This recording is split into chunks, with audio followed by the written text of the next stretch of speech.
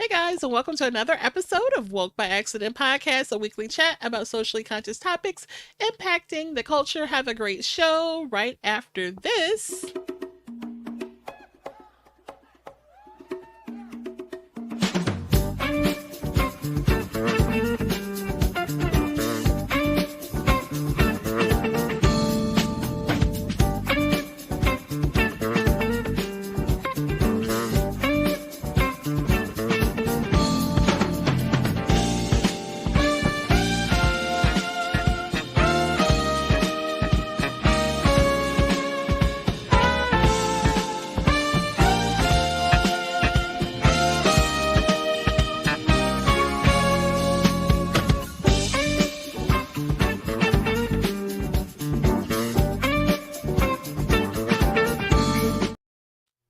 Hey guys, and welcome to another episode of Woke by Accident Podcast, a weekly chat about socially conscious topics impacting the culture.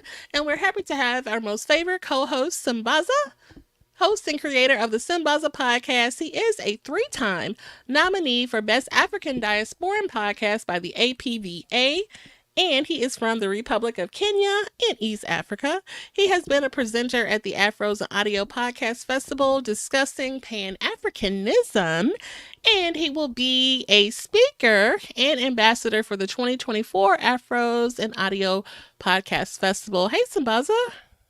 Hey, what's up, Jen? We How's it back, going? back to normal. We're back. Yeah, back to the um, studio. yeah, how were your travels and time with family? Travels are fine, back, and I'm happy that everything is almost back to normal. And yeah, Good. Good. You celebrated a birthday and such, so kudos. Okay.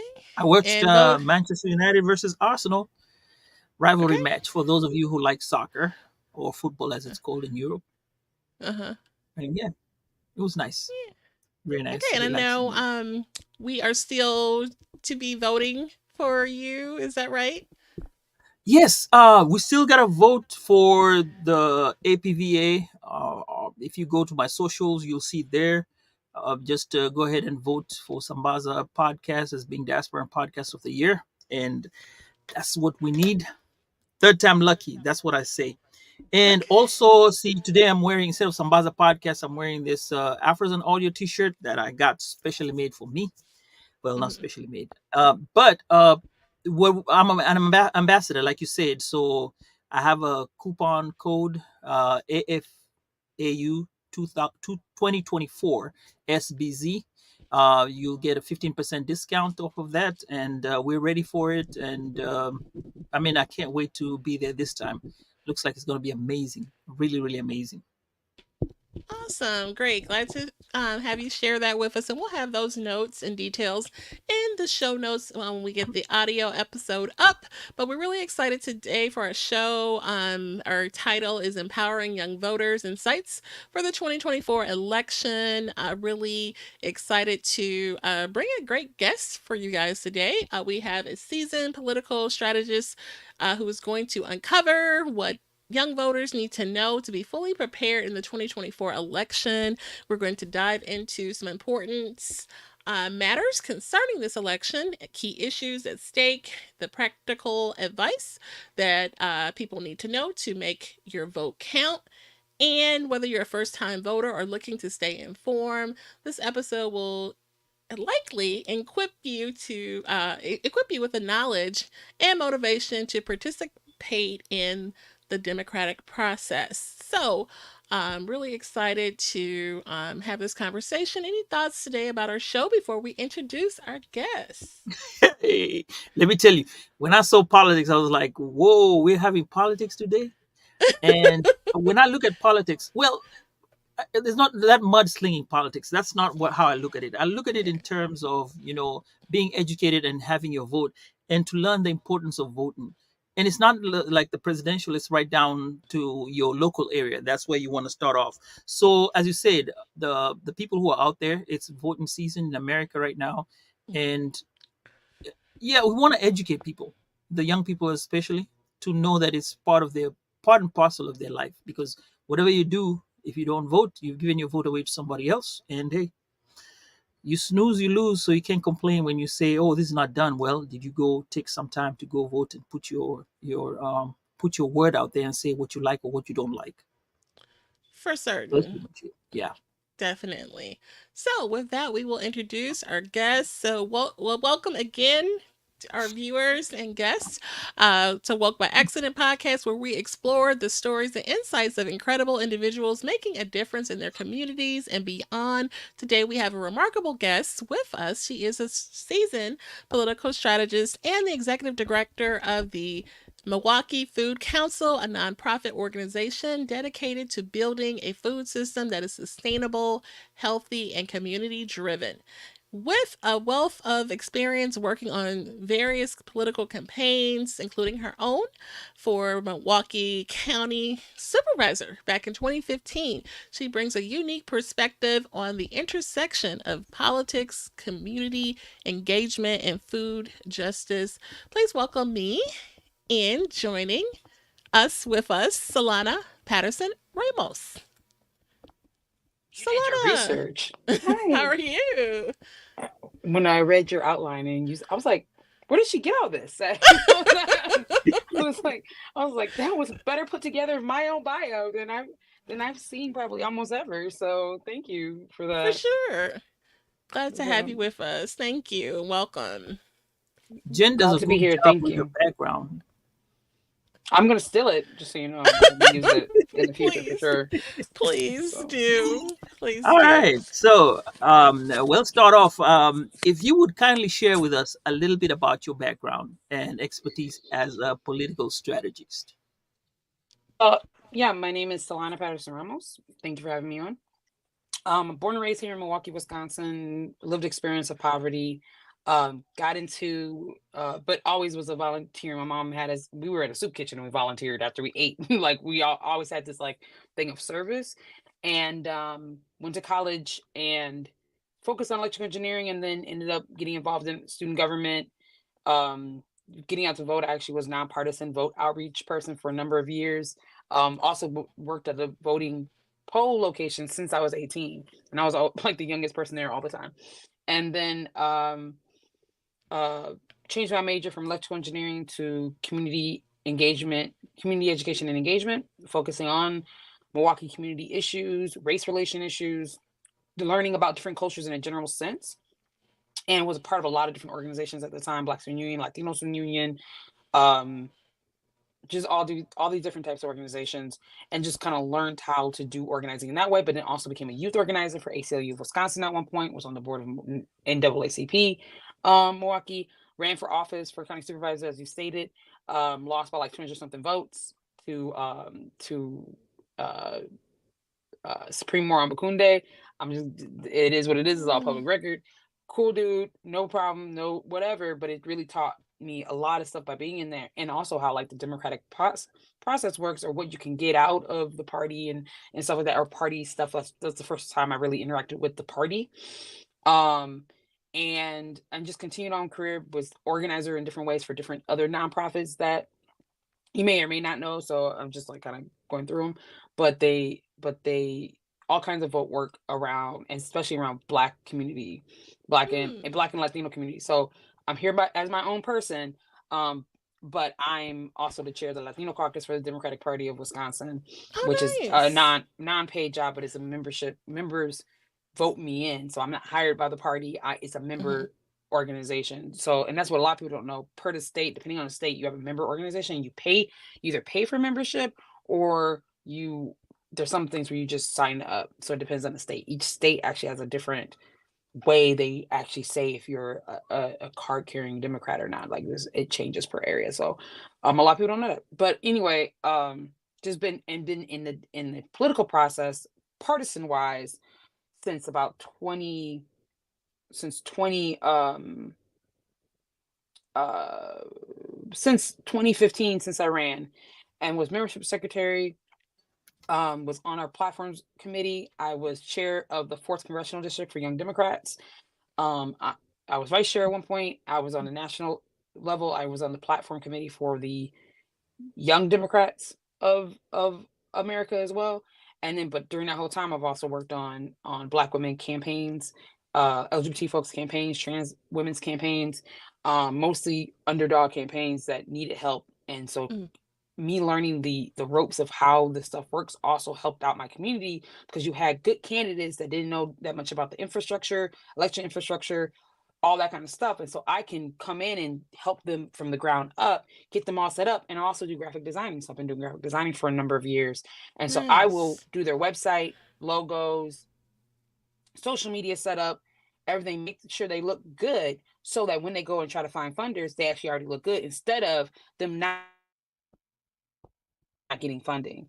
And so something Right. that, we kind of talked about earlier is, like, a lot of times people run, but they don't know nothing about infrastructure. And so, Right. and they don't think about how much money does your family can get you. If they can't, you need to build up that infrastructure. And a lot of times you have to do it within the political structures already. You got to get people to know you and know your work and know how good you are, because they, without you talking too much, will give you money if they think you're good for a certain seat. Now, should we always be going towards establishment? Da, da, da? No, but you need to learn how this stuff works, because you never know who could be your ally and who isn't. And that's the one thing about the political system, is you kind of got to get in it to kind of see it. We can demonize it as America, and we know how crazy it can be. We know how racist a lot of things can be, but understanding infrastructure makes sure that you at least know how it works, even if you don't want to be part of it. At least you know how it works, and you're not susceptible to, like, misinformation. For sure. And thank you for giving us so much of your background, Solana. Glad to have you with us. Want to get into a great conversation about why people should be motivated for this upcoming election, whether you're a first time voter or just looking to understand the process a little bit better. We're going to shed some light on some things. So many issues going on with uh, this election upcoming. What are some of the key issues you would say are at stake, particular to those affecting young voters? Um, Education, employment, climate change, social justice. Give us some of your thoughts on There's a this. lot. For young voters, I mean, it's economic across the board. I think everybody is economics first. I think we try to groupify, like, we'll groupify young folks and black folks and Latino folks, and we'll say, well, they're for this and they're for that. Like, everyone's about economics. Am I gonna? And right now, people are struggling with buying food. People are Yes. struggling to to um pay for rent. People are not getting wages, are not being increased. Some aren't. We're seeing, McDonald's is saying $14 an hour now starting. I guess that's, some things are happening, but some people are still at $7 an hour. And so economics, first off, is about number one. That also depends on probably who you're surveying. So sometimes people survey folks, and we got to remember, people surveying folks that have time on it. If they're answering the survey, they probably got time on their hands. I'm just saying. So a lot of times when we talk about data, unless it is, you know, well, someone went in and really went into communities and really talked to folks and built and got the surveys, or even said, hey, here's $10 or have more time on their hands on these surveys. So I always think the data is always going to be off. I just want to put that out there. Polling, all that Mm, stuff. I think a lot of times our data is off, unless you have good practices on your data collecting. But mm-hmm, the other thing is for a lot of young folks is the whole thing with between um uh, Palestine and Israel is one of the mm-hmm, bigger key issues. A lot of folks are I would say on both sides of that, but more so United States young folks have been a little bit more on the Palestinian side, and they're mm-hmm. waiting. They're really waiting to see what's going to be happening with that. People are feeling more comfortable. Some folks are feeling more comfortable now that there's a vice president pick that has been sympathetic to that cause. But that was one of the bigger things that's been going on and what people are watching. And they're also not just watching that, they're actually watching Palestinian Americans that are been activists and seeing what they're going to do. I think a lot of people don't understand that. Like, people are thinking they're watching the Mm-hmm. politics, but they're actually watching people who identify with the cause completely, not just supporting completely, and seeing what they're going to do. And then also on people who support um, Israel, they're some of them are actually watching too. But for the most part, the both sides of the political spectrum have been both supporting Israel in some way, shape, or form. Maybe not completely the way some people want it to be, but they both have been supportive. So that one's a little bit different, if that makes sense. Okay. I got a And then question just though before we abortion, go. I was gonna say just abortion is Mhm. obviously one thing, but overall, like women's health in a general sense, I think people are starting to realize like abortion is one piece, but women do not have good health outcomes in the United States, Mhm. especially Black and Brown women. So those are the key ones that I've been hearing about. But like I said, economics, the Gaza women, I think those are some of the top. But you do have things like climate change, being being definitely up there. Um, and just how we're moving forward as a country, like with LGBT and trans rights and stuff like that. Mhm. I, Sambaza. I was going to say this, just to give context to everyone who's watching or listening right now. When you talk about young voters, how do we classify young voters? And then you get now when you start doing young voters, what is the next age you classify them? Yeah, You then know, I'm old. You start classifying. We gotta start naming ages now. But right? I'm I'm not gonna say my age. Forget that. But for young, for depends on the organization. So Right. NAACP actually goes to like 24. Urban League goes to 40. Young Democrats of America goes to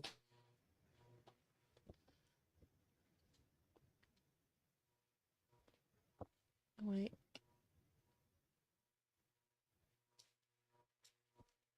Stay with us. Looks like you just need to I think stabilize it's a little bit. Yeah. just one of those days. But I'm curious to find out exactly that the demographic, because when you figure out the demographic, then when you start asking the questions, they become pertinent to what exactly you can understand. Because like my son, when he turns 18, he Mhm. be like, dude, what are we talking about? World peace. Him is all about Mm. the other things, and I think it's my influence that will make him go into the politics. Now it makes him think Okay. about most of the things. Like I make some statements in the house, then whatever statements I make, he follows up on those. And I noticed that So same there's with an the influence girl, there for right? So your sure. influence, and I've noticed where we live, when kids are 18 and they go to vote, the daddies are there with them. Like we're Mhm. going to vote. And with us, when you Mhm. go into the polling booth, you have the Republicans, the Democrats. You're already told Republican is here, Democrat is here. Now you can imagine if your son or your daughter doesn't align to your policies, you already turn them Republican by the fact that you are standing next to him. We're going this way. You're not taking to go the other way. You see what I'm saying? Mhm. So there's Right. that part where we talk about the influence, um, and then turns the questioning part where you're like, okay, you have the context of when you say, okay, they're worried about the Palestinian. Uh, my son may not come into contact with the Palestinian person, to have to talk to them unless they're in school or he works with them. So, You see what I'm saying? so, well, okay, so that's a point. And the generational thing does matter, like you said. But I think there's additional influence. You hear like so many celebrities talking about, you know, the war on Gaza and all that. So I think that's why some of the young people are looking up and looking this up and caring more because it's so in your face. I was But watching a Tiny Desk and some singer brought it up. So and they're young who? Which singer? people. Okay, So wait. Let me take. Which singer? oh god, you probably haven't heard of her, but No, it's okay. Kalani. Kalani. Kalani. How old is Kalani? I don't know, like 29 or 30 or something. I don't know. Okay. She's a The young reason why I say person. this is Hmm. because, uh, yeah, it has an influence. You're right. It'll have an influence at some Right. point. Uh, Social but media. but do you think that they would follow it up like it's a cool thing, or it's one of those Yes. Are you things, kidding or is it because I like if my son came and told me something that's political or something that I don't believe, I'll challenge him to that question, right? But then again, Mhm. I'm the dad, I'm authority. If he's living in my house, well, you know, I rule, right? So I may have some type of Wait a influence on him minute. to, with regard to the fact that he probably, Jen, there are people like that. And maybe he's not one to be an independent thinker. Well, the family doesn't want independent thinkers, so they'll go ahead and say, hey, you know what, um nah. But there's some who are allowed to think that way, and their parents nurture them to think that way, and they're left to their own opinions. And if they say that, yes, this is what I believe in, fine, you can go ahead and vote in a particular manner. Either way, it's Mhm. still learning how to vote. I think the basis is That's you true. learn to know the difference, um, and what to look out for in terms of your candidates and stuff like that. Because, like, Right. I think in France, I'll just throw this in. You know the way the France Constitution is written, it has a Okay. weird way of establishing the difference between church. They don't mix church and state at all. Mhm. However, the Muslims feel aggrieved in the sense that they say a lot of their rights or their religious rights are being condemned because of the fact that they're in France, and they're especially being attacked uh, for their religion, Okay. whereas the state should leave them, uh, to do as they are supposed to. So I've I've made a few comments about, not regarding the Muslims. I've made comments about the French Constitution, and I've noticed my son has brought it up like a couple of times, and that's when I had to like step back and say, I need to watch what I say in front of him, because my opinions are sometimes what they feel are right, because I'm the dad. I'm still the cool guy. So that may affect what they think, and maybe I may be a good influence, I may be a bad influence, but those are my opinions. I would like him to Right. go research and find out for himself, and then come and say, okay, dad, I did hear you say this and this and that. However, when I did my research, I found that, and now they have technology. Remember back in the day, you had to go to the library. That means you have to get up, special day, go and find all this stuff on your own. That's true. I mean, what you shared is not only about influence but also about culture. You are from Kenya, and so you have, you know, I'm the dad and I rule the house. That's a kind of a culture statement that doesn't necessarily apply to everybody's household. Just Jen, Jen, I, Jen, I can tell you, my, okay, they will. I'm talking about they. They will walk who into the is polling booth, they? and you know what I'm talking about. But they'll walk into the polling booth and they'll make sure their kids are not thinking about moving to the other side. You walking with me to this side. It's no nothing. You I can have don't know. all And your then influences out there, or you heard us, like you may have heard that blah blah blah did this and this and this and that. You don't believe it, but look, we're voting. You coming this way with me. I don't know. I just feel like that's a particular culture that you're speaking of, and that doesn't Yes. really apply to everyone. No, no, no. I'm Like not a saying lot everyone. of I'm just young kidding. people, they are very, headstrong and not necessarily agreeing with mom and dad. You know what I Right. mean? I I know agree with that. I didn't either. I did my own thing. I kind of marched to my own drum, and I think a lot of young people kind of follow suit, and they're more in tune with, okay, what's Taylor Swift talking about? What's Beyonce talking about? What's killing Kendrick Lamar? Every time they sprinkle in, I think we have some comments that even, Yeah, I was about to say that. yeah, to speak to that. All right, so we got Ed. Ed, peace and admiration, family. Hey, Ed, thank you for showing up. We really appreciate you. And then we have Miss McD saying, "Yep, the younger crowd is very influenced by these celebrities. Well, many people, young and old, are simple-minded. Just keeping it real." And that's Right? true to some point, because people. you hear something, a celebrity may make a comment, and because they have that celebrity status, people jump onto it and look at them like, okay, they have made something that's very worth me latching onto. And then when you say Mhm. who said it, well, that celebrity said it. It must mean something. Mhm. Yeah. True, true, true, true. And hopefully Solana can maybe sign out and sign back in. We definitely want to bring her back in to the conversation. But even still, I mean, these are just things that I feel like are very timely that we you know, want our viewers to be thinking about. Right. I I know. I know that social justice, climate change, employment, and education. Now, employment, yes, because you Mhm. want to make money, right? And then they may talk about, I can't buy this much money with the stuff that I have, but do they really understand that the importance or the concept of money? Young people? Young Okay. Yeah, people.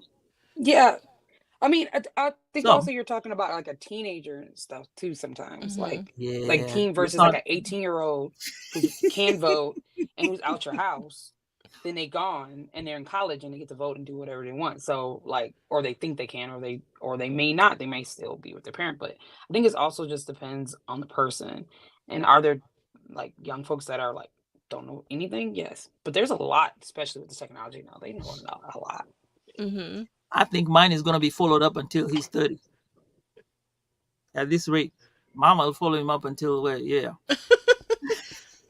Hey. Like, who did you vote for? I mean, and like I said, that's a So culture thing. That's a culture There, thing. there's a lot of different folks that do that, like follow up and everything like that. I don't think it's Mhm. just a cultural thing. I think there's like in each of the cultures we have those Mhm. Mhm. people, you know. It's a little bit everywhere. So I wouldn't say it's just one culture, but because you have, yeah, I used to work in a voting booth. I seen some people do that, and it goes on both sides, on white, Mm. black. It's just some people just be doing that, and other folks, I think once you get a little bit more, I don't know, savvy, then you're like, okay, I want you to be informed. I want you to know what you're going to do. Solana, if I had my will, 18, he's gone. I mean, I'm more of a village raise a child for like a minute, type of But person, this is you America, know. I gotta Well, make sure he's good. I yeah, gotta make sure. yeah. I'm So like a when black man in America go kick him out 18. Wait a minute now. Yeah. well, I mean, Uh, right, you know, I, definitely I have to change. That's not how I would like it to be. But he, it's not me. My rules are different. However, back to where we were, the age you had said there was some differences. There was a 25, and then you had a 29 and It 24, 29, and then yeah. you also had up to 40 as a young voter. In some, and depending on the organization. mhm. So, but when Mhm. we're a lot of times when we're talking about young people, a lot of times we're talking about like 30s and under, and then depending on if they were talking about 24. 24 is basically, I would say, where you're going young, a young voter. When we're talking about that one group, or they've been Mhm. out of their house for a while, they're in college and stuff. That's usually when we're talking about young people. That's usually what we're talking about. I am past that, but I ain't gonna say where. But but we that's where the thing is, and to reach them is a little bit different, but also that's not majority of voters, but they are Mhm. like the winning, um like the winning margins a lot of times in a lot of areas. Yes. And so and so if we ignore it, especially in these battleground states, depending on which aisle, like both sides of the aisle, I'm just going to be in the nonpartisan. I so told you I have a partisan background, but I'd like to speak in a nonpartisan way, because I think we should have I think we should have more than two parties, really. I do Mhm. think that we should have a choice of voting and everything, but currently one is just a little bit more unconstitutional to me, and the other one Mhm. isn't, and goes to and they go closer to my values. So that's who I'm rocking with right now. But Right. um, uh, the thing is that if they ignore it, that's the margin. If you ignore black folks, that's the margins, especially in these battleground states in um, uh, Pennsylvania, Wisconsin, where I'm at. I'm in Wisconsin, Michigan. Pennsylvania, Arizona, if you do not pay attention to those states and you don't pay attention to all the demographics, you can lose either way. And if you just don't do a lot of your campaigning right, you can lose either way. So that's why everybody's talking about it. I mean, we even had conversations we've seen on Clubhouse and different places where they're talking about all Black men are slipping away in different ways that they didn't predict. But then the same token, it's such a small margin, and so I'm also like, you know,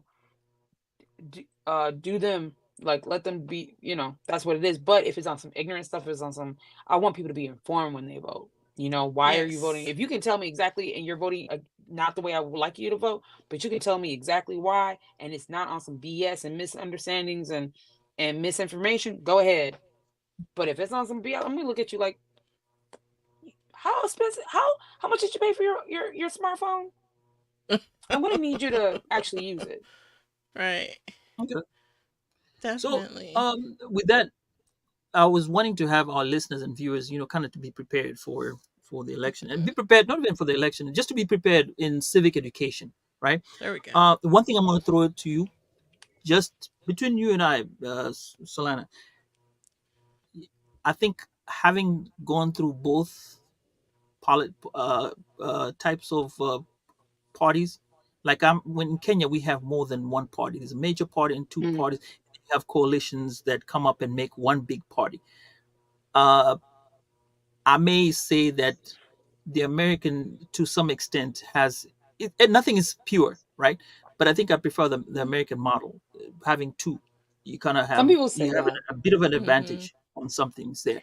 We can probably get into that some other time and discuss Hmm. the Some other differences. countries have Right? the different You groups, have and then they'll say like, yeah, "Oh, well, we like yeah. yours," and we're like we like you. Like, so I think we all got strengths and weaknesses. But then that For brings sure. about other things when it comes to making up of a government, and that one we can discuss. However, now going back to our young people and not even young people, our new people who are coming into the system to vote, um, can you share some insights as to how we would go about researching candidates and issues? Now, on our side, I'm going to throw this out. Um, my my folks, one person researches. The next morning, they call each other on the phone. Sisters, by the way. They call each other on the phone. They say, "Who are we voting today?" I got the list: one, two, three, four, five, six, and they all got to memorize that. So when they Okay. go and know exactly who they're going to vote. Um, Fair, I don't know. Unfair, it could go either way. What do you think about that? And maybe share if you have a different The opinion on how we could strategize in that. Oh, I mean, that happens everywhere. We A lot of places do it here. Especially it seems like more so in the Black and brown communities. It's like we'll just have people will go on their block. They will go by someone, an elder or something on the block. They got a yard sign. They'll go by that yard sign. Like like people will talk about yard signs a lot, and then and in some campaigns they're like, we don't need yard signs, and we're like, in the Black community you do. You better have some yard signs, because Mm. people want to see yard signs, and they want to see. And I think it's a survival technique in a way, right? Right? Like, we want to see what, if majority of Black folks are liking this candidate but not liking this candidate. Okay, so he must be a good thing. I don't got time, and also economically, like, people got 2 or 3 jobs. Like, they don't have time all the time to like look up every candidate, but some folks do. So people look towards the Right. elders. We are also a egalitarian communities, right? As much as you know we could be oppressed by the systems that be or have been or whatever, or the result of, we are still more egalitarian, more community based. And so we're going to listen to our elders. We're going to listen to folks that we would think, okay, you know a little more than me, let me listen to you. That's why it gets weird on Clubhouse and most stuff, when you have some people that are like, I ain't listening to nobody, I'm listening to this random ass podcast. No offense to the podcasters, but you're gonna listen to this and you're like, but there's so many other people that know so much more than that random guy. Like, Yeah. why are you listening to them? But and then going to and that goes into your question of where they should be researching. Like, you shouldn't be researching one place. You shouldn't, if you want to know the information. Like, Politico is known to be more um factual, but some people believe it's a little bit left leaning. Okay, whatever. But go Mm. to, multiple different sources. Look at their actual page and their voting history. Like, you can look up, especially right now, we're dealing with two camps that both have been in office. in some way, shape, or form. Make a Right. list of the things you care about, and you can go and research and see which ones go close to your ideas. It's not, Mhm. you vote either way, you vote, but then you go with whoever's close to your ideas. It's just math, right? If one is 5 out of 10 and the other one is 2 out of 10, then you go with the one that's 5 out of 10. This whole thing of like machoism or whatever the hell is going on, or the whole thing of well, a little bit of everything's going on right now, and it's in a way, and obviously I'm a little biased, it's in a way that it just isn't helpful, and ain't helpful for you, and ain't helpful for the community. So I Mhm. do think like people need to really like figure out what they need, but at the same token, people do vote with their feelings. People do vote. Mhm. One they have this one issue that they're voting for. People do go that way, and that's fine too. But as long as it's not misinformation, um, Right. you know, or it's not harming nobody. That's another thing. And that's what I was going to ask you next about the importance of fact checking and avoiding misinformation. Now, what I Mhm. would tell Mhm. people, you know what, like your candidate, right? If you're a Democrat or you're a Republican, either way, right, or independent, better know Mm-hmm. what the other camp is talking about or what they're planning on doing. So if you're going to watch TV and you're watching a place that's allied to you, you might want to go watch on the other side too sometimes, because you got to know your enemy and know where they're coming from and what they might be thinking of doing to you, so that you understand what they're saying. Now, some things may be said and you can fact check them and you're like, okay, why are they saying this? And then and that also brings about that importance of fact checking and avoiding misinformation.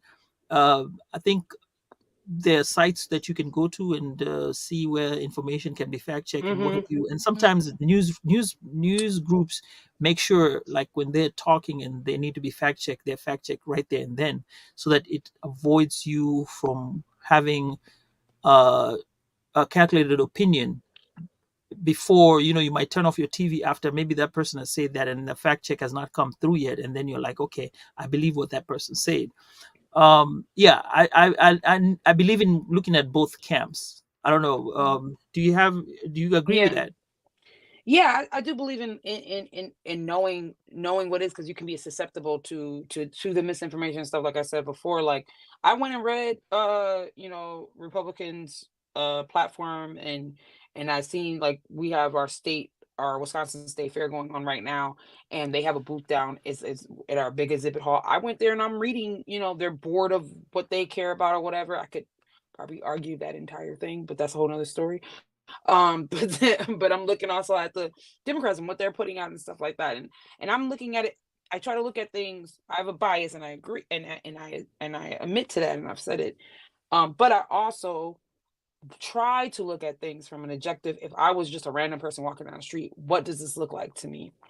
Mhm. And stuff, and try to excuse it. I can't excuse all my bias, but I try to, because that's the only way we're going to also figure out how to do communications towards random folks. We got to be in rooms with folks that don't agree with us. We got to be in rooms with folks that do, and Mhm. just kind of see what the difference are, what are they talking about, because there's a lot of misinformation going on both sides for some things, and how things work. Like people are like, oh, we could just do this or we could just do that, or com- the way that Kamala got on board was unconstitutional. No, it's not. It ain't nothing that's involved with the Constitution until it's general election time. Otherwise, it's the parties. People don't understand that we are a two-party system, right? Like we are. The platforms get their membership organizations that you can join. You can be part of the platforms committee. You can be part of whatever. You can submit a proposal to it. Mhm. It gets edited. Now, does the people who are elected have to follow it completely? Actually, no, they don't. But they do use it as a guideline. And in some cities, when we're talking about a two-party system, we're talking about like you have to register to be whatever party you are 60 days before the date of election, Right. right? There's no independence.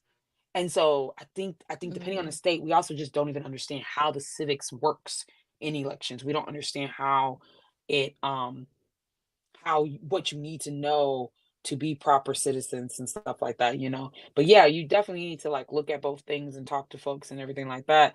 And we have to reduce our like dehumanizing of folks. I think that's Mm. like uh, we will dehumanize someone who doesn't agree with us. And Yes. I am in this point.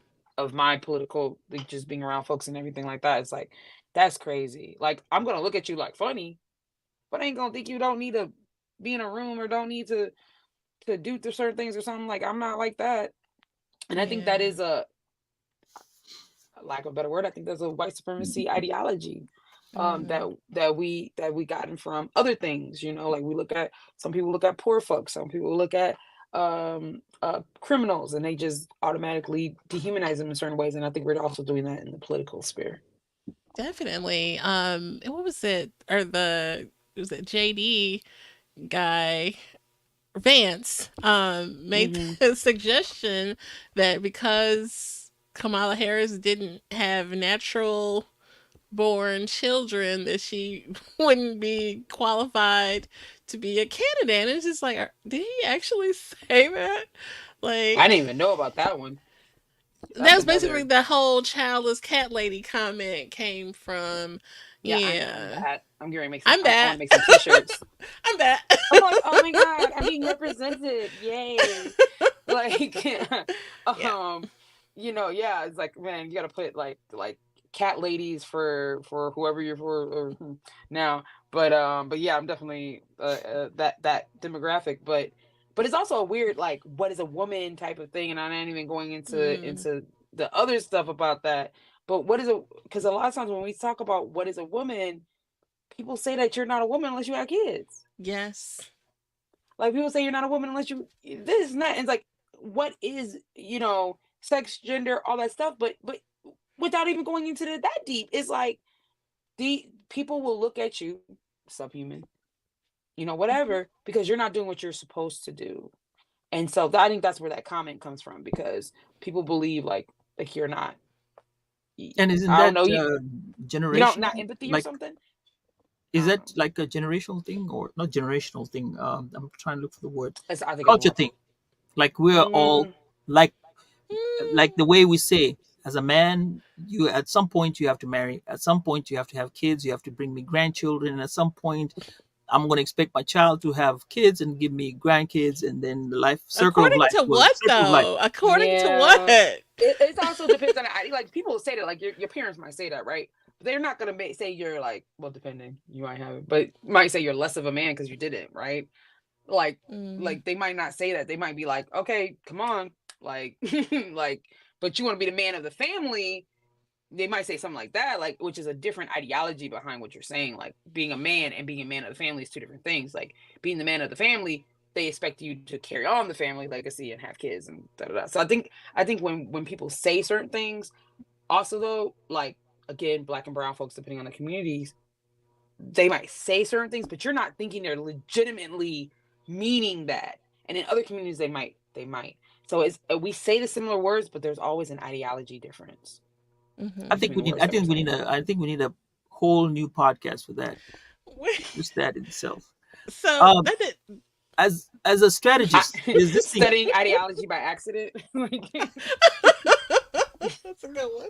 As a strategist, I know that there's this whereby, and I talk about it myself: politics and policies. Just like when Eddie Murphy goes up on the stage and makes a joke, as long as he's on that stage, he's maybe entitled to say some type of jokes, right? And he'll claim he's a comedian on that stage making that joke. That's his safe space, right? And when it comes to politicians and when they're up on stage, they talk politics. Now, politics is where now they give this just thing and talk about stuff and say, I'm going to do this, I'm going to do that. You know, in maybe 10 months we will change the world, we will have water to everybody, all these promises that are made on the campaign trail, and stuff is said on the campaign trail. Those are, to me, I say this, those are politics. And then there are policies whereby you get into the office. Now you start, where the rubber meets the road. Now you have to mhm. do, maybe you told people, yeah, I'm going to do this and that, but it's not possible. This is out of this world. Then you get there, now reality kicks in. Whatever I promise is not what is there. So that's the difference between politics and policies.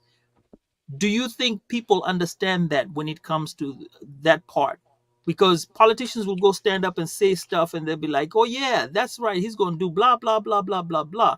Then yet when it comes to the policies, you sit down and you're like, okay, now when that person got into office, this is what they did. No, but this is what the other person said that they were going to do. And it kind of Yeah. confuses. Is the young voter or the upcoming generation getting to learn the difference, or we're still going by me, shouting at the TV, at whatever is being said, and then my son thinks that's the policy, not politics. Yeah, once there is police outside my door, or something. I don't know what's going on outside. Oh yeah, I can see the. Um, yeah, they're flashing to get me or something. I'm trying to just make sure ain't nothing emergency happening. Okay. So I'm so sorry. Oh no, please Um, take care of what you need to. yeah, I will Yeah, say we'll wait on this. you. Yeah,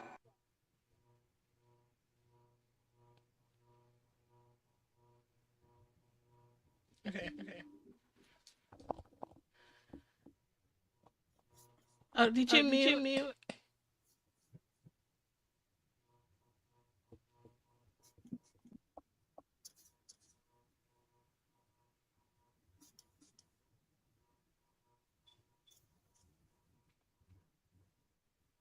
We can hear we you. can hear you.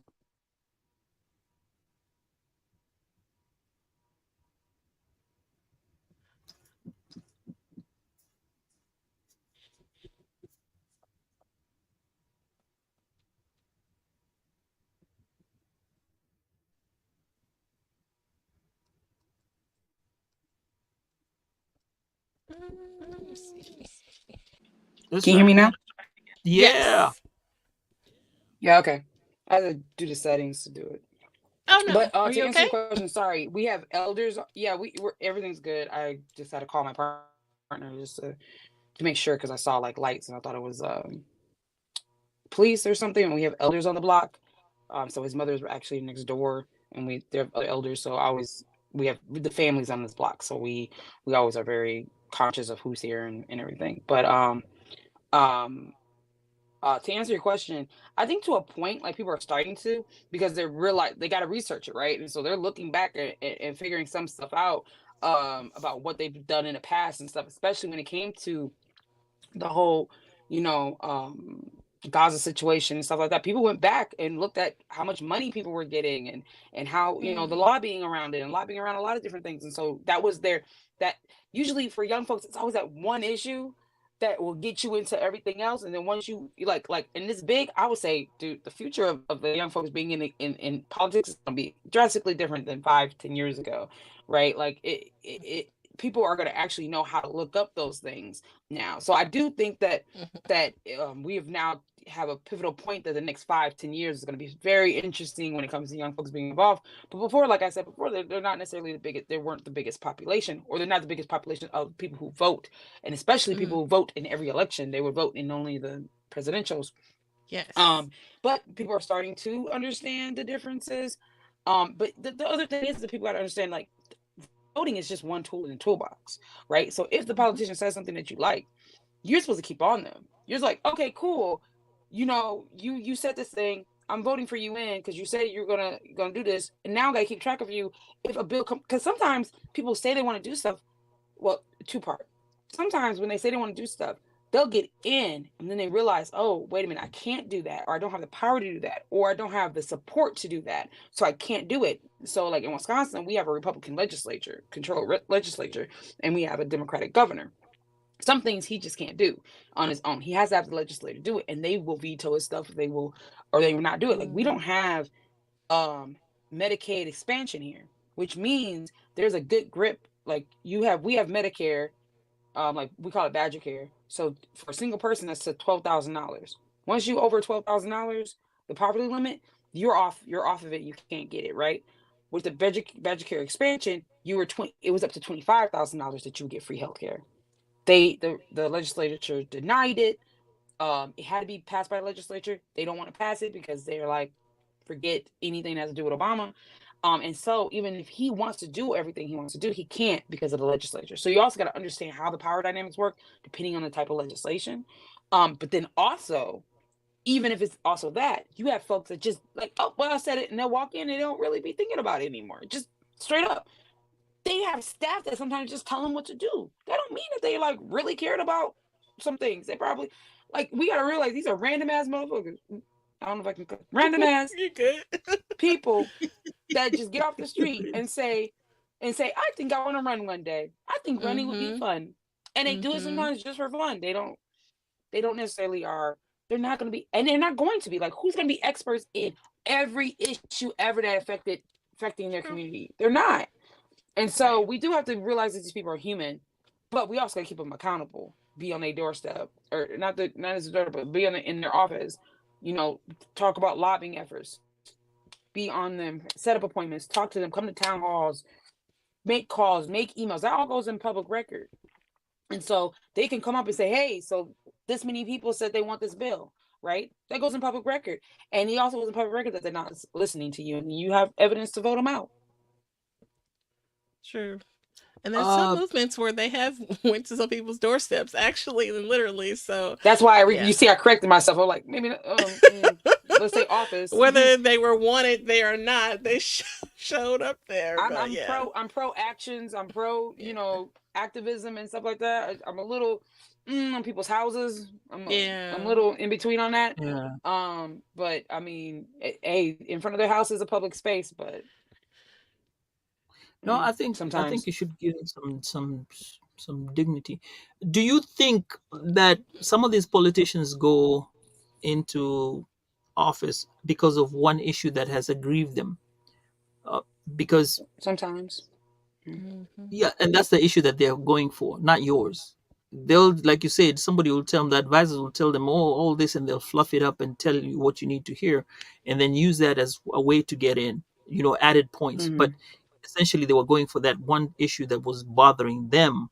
And once they complete it, then it's like, okay, I've done my part. I came to do my part, and it's gone. You know. Mm-hmm. Mhm. Uh, so there are other instances like that. Now, I like what you said. This kind of touched really to my heart because at this moment in time, as we're speaking, it's 8/8, 2024, or 8/8 in Kenya. Um, Today marks, as it is today, marks the day when Kenya was going through the second liberation, where they were trying to change what we used to have, Mhm. like a one party state to a double party state. Then it came many multiple parties.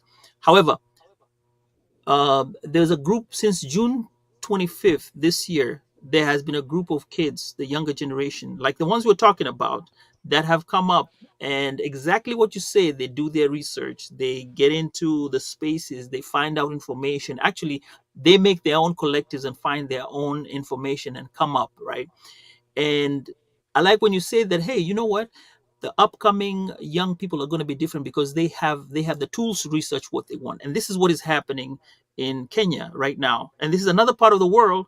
And we have the American young folks in America who are kind of merging together to Oh, the whole world, all the young folks around the whole world, it's it's right. being very interesting right now. Mm-hmm. Right, and they have access to a lot of information, and right now they're changing the landscape of the politics, and the political class is now on notice because it's not going to be the same going forward. I think especially going with the elections from this year up and until whatever, because with the internet age, a lot of things become open, and whatever you say, see, the internet does not forget. Things you'll say and hit on Twitter, they'll come back and haunt you. You Oh messed yeah. up somewhere, it'll come back and haunt you. People will see what you did or what you said, and they'll be like, okay, is this what you said? So that's a very interesting thing that you mentioned that, and I'm glad we had that conversation. I think we have some comments. Oh Uh, yeah. Miss McPhee said, I'm glad you let your children decide for themselves what direction they want to go to. Yes, I do. I hope they get into the right direction and do things right. See, lots of parents, no matter the country, will force their beliefs. I feel like that's why there is still black and white racism. Yes, you're very right about that. They want their Mm-hmm. families' generational hatred torch to be carried forward. and which is true. Some people want it to stay that way. And like I said, people become uncomfortable. They're not there when they're put on notice and they hear like, oh, okay, things are not going to be the same as they were before. And yeah, Yeah, yeah, it's very it's just a very interesting time, I think. I mean, I want to know kind of what you're thinking when you get ready to vote. I don't want to like choose for them, but at the same token, again, we ain't having no misunderstanding in my house. My cats can't vote any way they want to.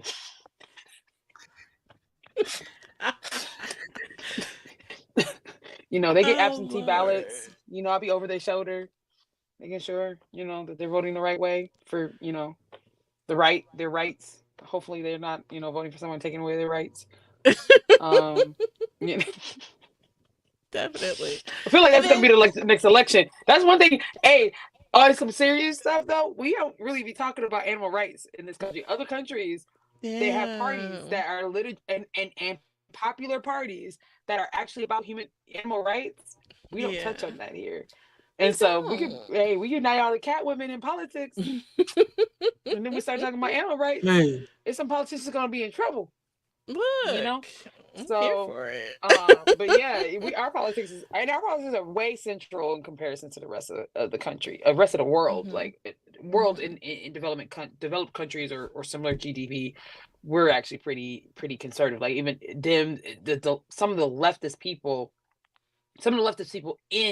in the party, I should say, because we have a lot of different folks in the United States, but some of the most leftist people in the party, um, uh, party politics are still pretty central or just like kind of left in other countries. So uh, the way we think about it and talk about it, I think I definitely with the young folks, it's going to definitely start really changing.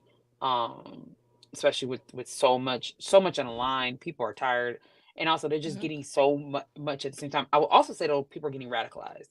I think easier Hmm.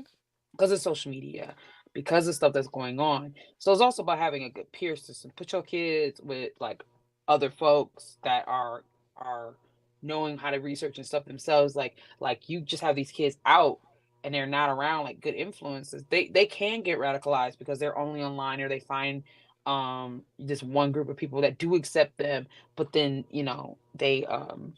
uh uh they go a different direction because that's the group that supported them. It takes a village to raise a child, and I think when we have such an individualized culture in the United States, we really do got to make sure that children have a village. Otherwise, they can end up in places we wouldn't want them to be. So if you want to influence the vote, that would be a way of doing it, is making sure they're around good people that are I guess if you could say good people who research and have good conversations like we're having now.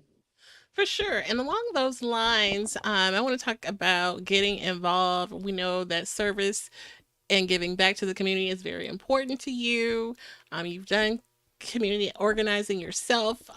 Share some insight on how a young voter or just any voter that may want to actually get involved. We're looking at a very historical potential moment in history, and maybe someone says, I want to be a part of this. And how would someone like that get involved and speak or share regarding that? I think that you have to look at your city and, well, and it's actually covers something else you said. One thing is that politics is self-interest. It is personal. All politics is personal. So also figure out what you're passionate about is important, because you don't want to just go anywhere. But at the same token, don't be afraid of feeling uncomfortable and going into settings that you may not necessarily uh think that you should be at or whatever, so you can so you can learn. But like a lot of organizations that are really good, um League of Women Voters, they have an older Mm, population. They actually need younger folks to get involved. They also have a good they stay nonpartisan as heck. They do not do nothing with nobody. They don't like nobody doing it. They are pretty good about it, and you can go on their on a website that has a bunch of voter information, which probably goes into your second I would guess another question about, like, if you're trying to figure out information on voting. Vote 41 vote 411.org is League of Women Voters website on voting issues. So then you can go there and learn where to vote in your state. Another organization is ACLU of Wisconsin. They have American Civil Liberties Union. I used to work for them at a point, and they are about the Constitution. They are straight up defends the Constitution to a point that sometimes people are like, "Well, you're defending like the quote unquote bad people," and it's like, "Yeah, but they're or yeah, that's your opinion. Their rights were taken away, or their freedom of speech was taken away, and stuff like that." That's a really good organization to be around, folks that may not always agree with you 100%, but they are folks that do understand, like, probably American politics. Your local NAACP chapter, they usually have a youth division, as well. Um, and ACLU usually has some type of youth division, but NAACP definitely does. Under 25, and they have it's a national group, so you can go traveling, you can be in competitions, all kinds of stuff, but also just any organization, like anybody who's even interested in politics. Don't go straight to a political organization. Don't stay in whatever party or whatever it is. Like, when you only are doing that, you're only at one side of the issues. Join local organizations, volunteer local organizations, be involved. If you're in college, don't pass your classes. Don't be me. Pass the classes, but be involved in multiple organizations there, so that you can be around all different types of folks, and so you can get a well-rounded. Like, I was in DESI Student Association, which is Pakistani and Indian organization. I was in African Student Association. I was in all kinds of stuff. Even if I wasn't like in the organization, I went to their events. And was around them, and just learned a lot of stuff around them. DESI Student Association had one of the best parties I ever been to, right? Like, if kind of thing. And so, if you're in college, use that money. You spent that money, be in everything. Do Mm-hmm. everything. Like, anything you get opportunity of that doesn't Mm-hmm. have you failing your classes, be involved. And because you never know, because a lot of the school also gives you money for trips. I've been out of town a lot. I've been Canada, I've been to Vegas, I was vice chair of National Black Engineers at one point, and we went to a couple conventions. A lot of groups also have conventions and stuff that you could go to, and you can meet even more people. There used to be United States Student Association. You met all these people from around the country. So look up organizations, be involved, research what you can get out of it, to research how these things could be put on your resume. Mm-hmm. That's a good You know, point. yeah, these things can all be put on your resume. But you, to be a well-rounded person and want to be a leader in your community, these are the things you got to do. And you also got to look up, what is it to be a leader? Get a mentor that's a Mm-hmm. leader. And also realize that a mentor only goes to a point. Like, everyone's human. Don't look up to any mentor as a god, because you're going to get disappointed real quick. Get what you get, have a couple mentors, learn how to be a real leader in your community, and also a real leader listens. I think I like Nice. that because Yeah. we are. Remember, I told you about that June 25th issue that came up, not the issue, but the whatever came up regarding we designed some protest marches and what have you Mm-hmm. regarding the Kenya issue. And right now we have a group and we're trying to figure out because these are people who are in diaspora. So we're trying to figure out how we can convert some of the issues and teach the young voters that are coming up to be able to learn how to be more conversant with whatever is happening to them locally first because they live here, our kids live here. And once they learn the ropes about voting, even within the local area and then the national area, it may give them a sense of one, belonging, and two, also having to be more open with regard to what they want and how politics affects their Mm, life. Not look at politics as a negative way and then go like, oh, why is this thing happening? Well, you know what? You didn't vote. You weren't True. paying attention to what was Mm-hmm. being said. You didn't attend that council meeting for your local neighborhood or local city that you work at, that you live at. All these mhm. little Mm-hmm. things do matter in the end. So I'm glad you gave us that information. And I think I'm going to relay that to my team and kind of work this out. Those are great pointers. For sure. And then Yeah. we have another comment if you want to acknowledge. Oh, DeMarco Davidson. Thank you for coming in and said excellent life and leadership advice. Yes, that's what we're looking for. Shout out to DeMarco. He Thank is you. actually a prior guest on the show and good friend. So shout out to DeMarco Davidson.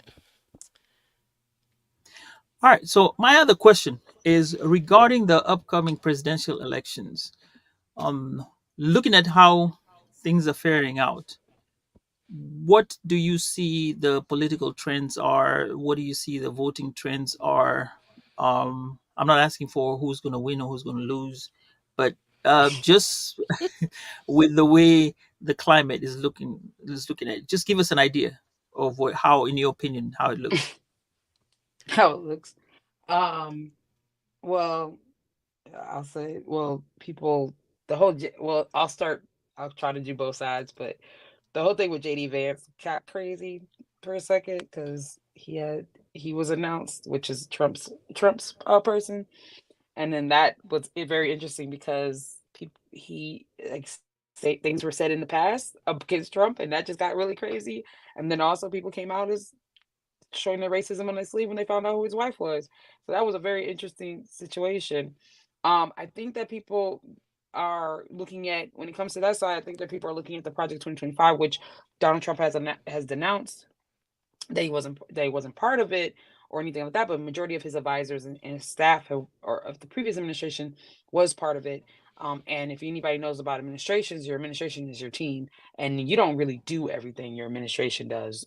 Everybody in part of it. So the fact that they were even part of it is concerning, for sure. And then, um, and I'm just gonna this is all my opinions, but it's is that a lot of stuff in that document is also uh I say unconstitutional and stuff. And so Mhm. that is something that I'm pretty definitely worried about is people not understanding it. They're like, oh well, he denounced it and that's it, and that's the end of the story. And it's like, yeah, the Republican platform is still are for its own by itself is already kind of concerning, but the fact that people are really trying to do stuff, and a lot of people don't know the Heritage Foundation is the one who did that. Heritage Foundation came up with a similar plan in the 80s, and people got Reagan to run, and Reagan Mm, did 60% of their plan back in the mm, day. So mhm. a lot of the stuff that we be talking about Reagan, that was the same organization. So, it's not even about party this stuff at this point. It's like, what do you want United States to look like? Mhm. What do you care about? Like there are Republicans for Kamala right now. There Oh is the wow. Lincoln Project. Mhm. There is multiple things. And there's also a lot of people on that side that have misunderstandings of their own way, like when it comes to January 6th and all that kind of stuff. You have folks that are like, oh yeah, January 6th happened.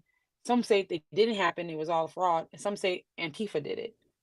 What is it? If you have everybody is saying all these different things, you can tell like how much misinformation is going five ways, and we don't have, and their campaign is not dismissing or approving. They're just throwing out different things and seeing what sticks, and then nothing's getting dismissed or thrown down. So that's what's concerning people with that side.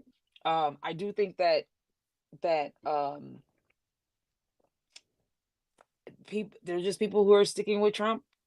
And that's Mm. just what it is. I don't think we should be trying to peel it away. I think we should be going after non-voting people who haven't voted Yeah. before, and educating them. If the Democrats want to peel off votes, I don't think we should be trying to like win people. If people want to vote, I mean, dude's been around for what, since 8 years. Like if you haven't seen what's going on, and that's your opinion is to vote for him, I'm like, all to you, vote, your power to you, whatever. But you know, on the leftish side of things, or non-Trump side more so, um, I think that Kamala jumping in, it definitely reinvigorated the campaigns. People are if we've seen millions of dollars have been raised by Black women Mhm. and Black men, and people started doing different groups, and it all started with Black women jumping on a call only hours after she announced Mhm. and raising millions of dollars because they were organized. Man, a lot of groups aren't even hitting the numbers that they're hitting. And I got a text message, and I got the text message five different ways because people were texting every Black woman in their phone, everybody they were doing, and so that was organized in a couple hours. And so I think that there's definitely a revigoration in the party and in the campaign in general in the United States and election cycles. But then also now that she picked her vice president candidate, the people who Mhm. might have had an issue, I think, with her for certain things, they also like him. And so that's another level. Like the more progressives are now in the mix. They were in the mix before, some of them were, but some of them, had their hangups with certain things that Kamala has done as Attorney General. I Mhm. find it weird that people just skip over her as senator, but I digress. um, Mm. um, because the bills that came, I don't digress. The bills that came out, the bills that she pushed for during Senate included Black health maternity, included like a lot of good things, but no one's talking about that. They're just jumping to what happened as Attorney General, and I Right. can get you having issues with it, but it's also been a while ago, but also you don't have to align completely. Again, make your points, and I think that's not. I have a lot of other points I'm worried about before I'm talking about that. And I'm a person who's been around when we sued the police department in my city. So Mm. I'm saying that as someone who worked on police accountability. There's a time and place for it, but right now we have two candidates, and you got to pick the candidate, you know.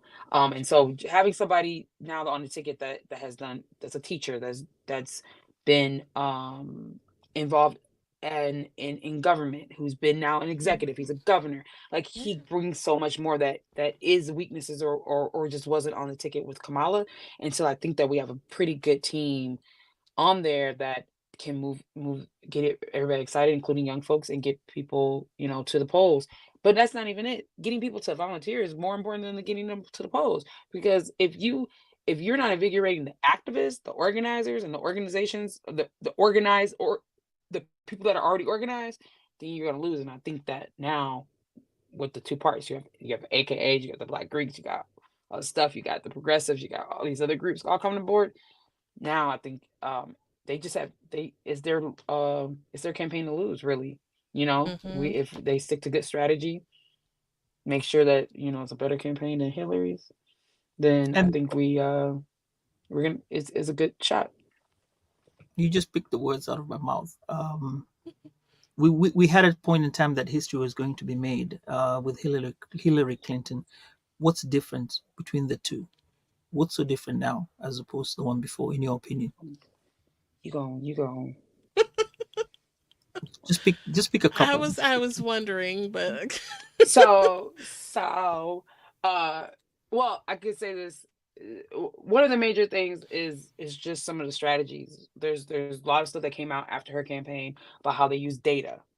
mm, um Data was old data. I heard 2012. I just heard Clubhouse, it was actually '08 data. And what I mean by that is the Democratic Party uses something called VAN, Voter Activity Network. It has data in there of who voted, and after a while of everybody going on doors, you put that information into the database and you say, this person said they're going to vote for me. Well, if they say they're going to vote for you and you're on the dim side, then we know that person's a progressive or a Democrat or whatever, and we know what house they're in and everything like that. Well, the older the data is, the more unreliable it is. That's just straight up data, right? But in campaign world is worse because people move. And in urban settings,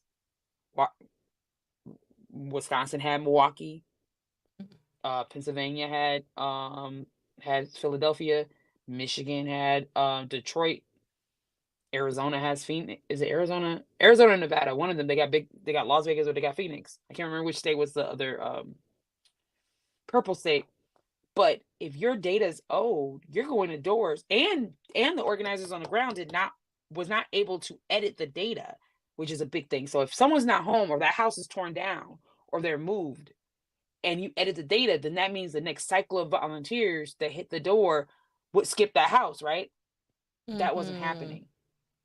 So you had multiple rounds of volunteers or staff hitting doors that they were not needing to hit, right? So that was a waste of time. On top of that, um, she had, how I said, she had 6 offices here in Wisconsin, in Milwaukee, Wisconsin.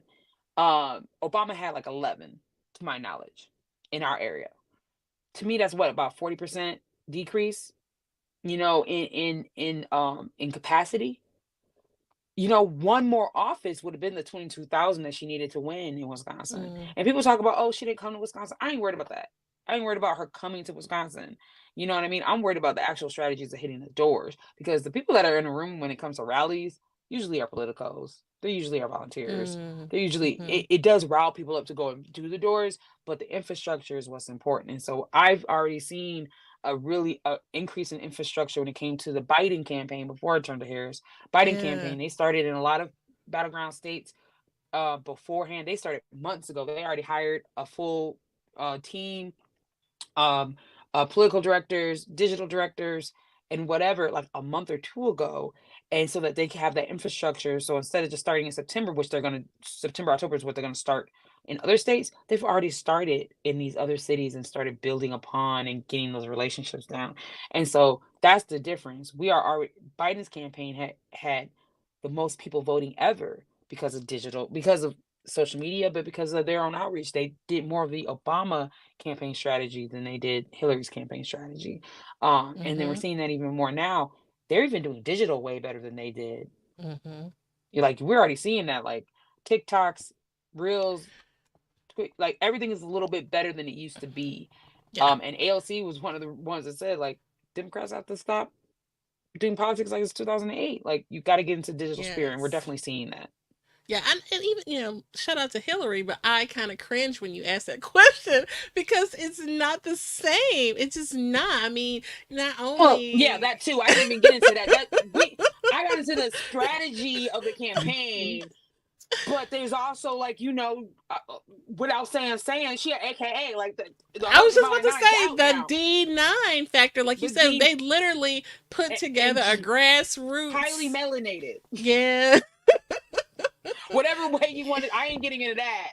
And I'm mixed, so everybody can view me different ways. So I'm not even gonna get into that. I'll just say there's race to culture, and there's race and race. There's race meaning how you look at it. And there's race meaning the culture, and she's a little bit of both. But a And lot of people don't understand the difference between race, ethnicity, and ethnic backgrounds. So that's why we're having these arguments over that shit. But I mean, just the way she approached that candidacy is a whole different vibe aside from the oh yeah, melon, you know, the highly melanated. melanated factor, yeah, Yeah. yeah. It was just a But different she's also straight energy. up, yeah, and she's also talking about like she's using Beyonce songs. She's using Beyonce music.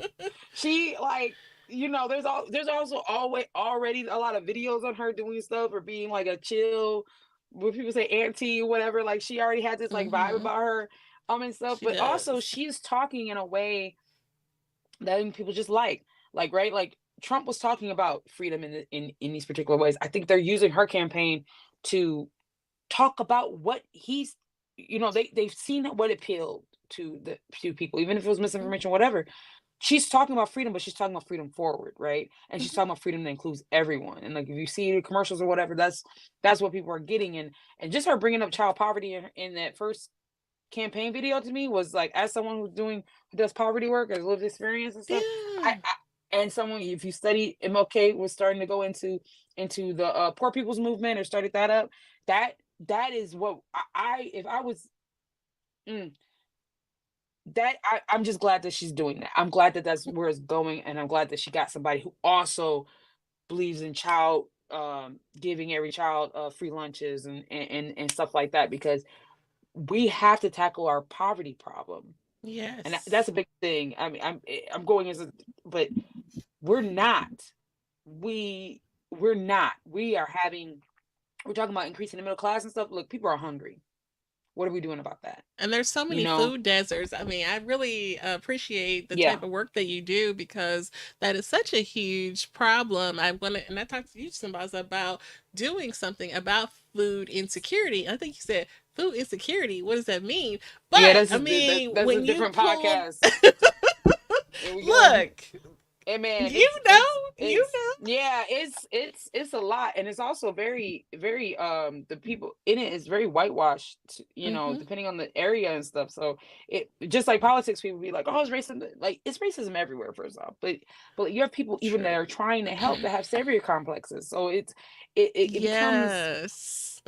a very interesting, like I was in poverty work, but I wasn't in food work, and so this is my first real bat into it, and Hmm. it's been a very interesting journey to learn about all the different things. But it's a lot of organizations that are doing good work, and are doing it in Hmm. an anti-racist way, and and stuff. And I'm trying to do that with our organization, is to go about it in an anti-racist way, and stuff like that. But I do want to separate that, since I'm talking about politics. I don't want to put that, so I'll come back to talk about Oh, for more sure, sure, on sure. that. Oh yeah, I am here as that's an individual and as myself. I am not Yes, representing any one organization or another. I gotta make sure to put that out there. I gotta put a little sign like right here. Like, she's, I'm only representing myself at the current moment. Like, definitely. Um, now. yes. Question: You are currently campaigning or involved in campaigning. Do you have any words or people how they can contact your group or assist in your group, whichever group that you are? Well, now this becomes a bit my 20 tricky. groups. Yes. When it, well, Um, when it comes to, oh, sorry, go ahead. Go ahead. No, no, go ahead. Um, well, if it's some like tips on campaigning or tips on politics and stuff like that, they can hit me up on LinkedIn.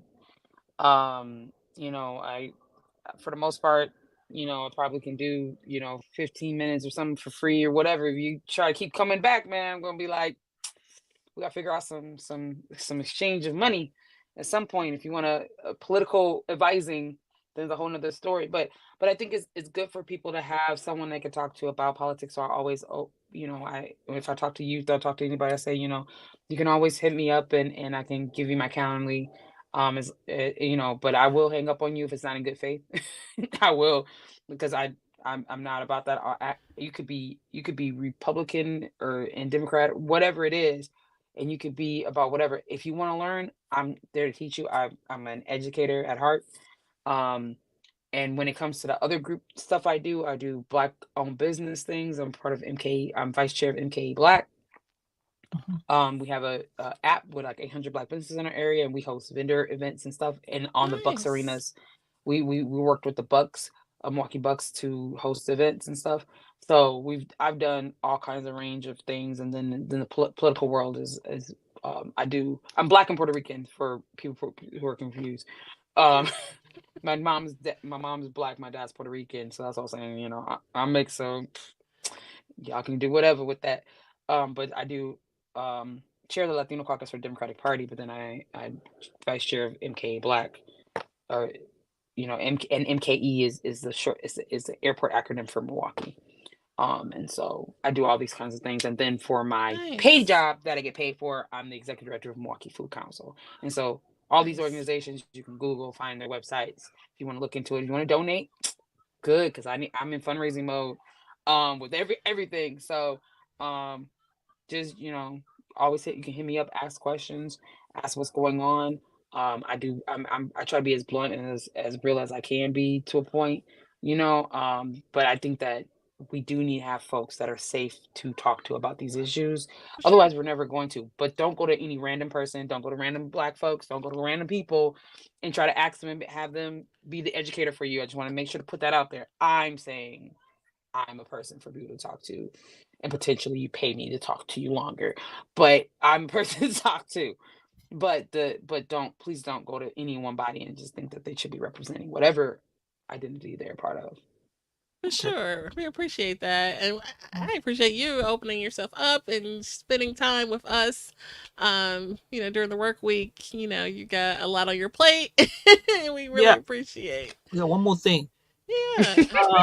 DeMarco Davidson says, "Thank you for inviting me. And Solana is an Oh, amazing guest, and I'm a new Oh, fan. So, shout outs to you. oh, Thank you for gracing the show." that was so nice. Okay. Thank you. thank you. Right on. Definitely. Okay. And so, yeah, So, we with really that, Jen, appreciate you. Did we just get another comment? Okay, Pedro came through. What's up, Pedro? He actually had a hey, recording Pedro. today. I tuned in for a little bit of his recording. So shout out to our good friend Pedro, the sound god. Yeah, y'all on every social media. I'm like trying to find this. You're like comments. I'm like, which one? Y'all are That's on how we do it. everything. You got to spread your tentacles all over, I and then, I yeah, spread the I crumbs do all over, social and then let media the as people come. I t- I tell people like just go and StreamYard definitely helps with that. But yeah, a lot of people just like, oh, let me just Yeah. do Facebook. Let me just do. I'm like, no, you do everything. You see what happens, and you figure out which one works best for you. And a lot of times people don't do that. For So yeah, sure. no, y'all are smart for that. I'm just trying Yeah. to find you All right. now. I'm trying to like Peter find says him. appreciate you for tuning in. Okay. Yeah, he did have a recording today, so shout out to Pedro, and all of our content creator friends. We were talking Marvel with you earlier, so Oh yeah, or you'd be like, I should put out my resume. Like, y'all want to invite me to some other ones? This is all the stuff I do. But yeah, I'm also a Marvel fan. We were talking earlier. I haven't seen Marvel Deadpool versus Wolverine yet. Planning on doing that on Thursday, and I got to do it with hmm my brother who has cosplayed as Deadpool for a number of years. He's like one Oh, of the I'm biased obviously, but he's one of the best Deadpool cosplayers I've ever seen. He actually acts like him. And keep my brother is like a soft, like nice person and whatever. He's Deadpool, he an ass. And it's oh like, wow. okay. And it's like you see other people, they'll just wear the suit. No, this my brother embodies the character, he's Okay. really good. So Oh I have wow, to see it with him. Yeah. And so that's yeah, I'm a awesome. I'm an anime, I'm a geek. I used to work at a haunted house for 10 years and I was an Okay. outside actor, so I scared the crap out of people. I was a juggalo. I spoke at the Juggalo March in DC once, so I've do graphic designers. Like I'm a weirdo in like 5 ways. So like some people will be like, "Oh, let's close. You know what? Let's do relaxed clothes, like business casual." Or they say, "Come as you are." I'm like, "You don't want to come as I am, because that's a whole nother You have level a to cape. that. So let's just stick to business casual. Okay, let's Oh just stick to wow. business casual. Because I come up here, got the and shit. And if I come like how I may want to, it makes it a whole nother level. But no, but yeah, thank you for so much for having me on, and For this has sure. been fun. So thank Definitely. you. Okay. Well, we Oh, I will had a great time. definitely have her links posted where you can tap in with Solana on Instagram and all the things. All right. And maybe use her services potentially. So that would be amazing. Sambaza, any last thoughts before we wrap it up? I think Miss Solana should come back again on another show. I think Okay. we can get a topic for her and just kind of chop I it up. mean, really, after the election, that would be a great time, like maybe first 100 How days, about that? something like that. Right. You're Stuff gonna to have me like thought. I'm gonna be like depending on the thing, I'll be sad or happy. Like I'll be like, Right. Oh, by the way, check out the show. We're gonna have something coming up, maybe in about 2 to 3 weeks, if it works out. You might want to like it. It's something to do with same thing that we talked about today. Might have a guest that we talk about politics and stuff, oh, All cool. and right. they have a story. Okay, sounds good. Well, hopefully you found today's conversations inspiring, enlightening. If you found it meaningful, please consider sharing with a friend on social media and all the things. Our collective awareness and advocacy play a crucial role in creating positive change. So stay tuned for more engaging content, and we look forward to continuing these important conversations. So until next time, guys. And Solana, you can stay around for our proper goodbye. But everyone else, thank you and take care.